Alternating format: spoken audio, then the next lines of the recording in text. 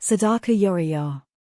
Abu Hurayrah, R.A., narrated that the Messenger of Allah, peace be upon him, said, "The good deeds that will reach a believer after his death are knowledge which he learned and then spread, a righteous son whom he leaves behind, a copy of the Quran that he leaves as a legacy, a mosque that he built, a house that he built for wayfarers, a canal that he dug, or charity that he gave during his lifetime when he was in good health.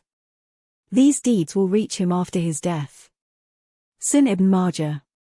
Spreading Islamic knowledge is considered Sadaqah Jariyah in Islam. Through knowledge and teachings, people can live through generations, and its rewards will continue even after passing. Join the journey of Sadaqah Jariyah. Remember to contribute to this noble cause by sharing Islamic content within your community. Your efforts will support Islamic education and meet the digital needs of the Muslim community. Jazakallah khair wa ahsan jazaa, Ameen.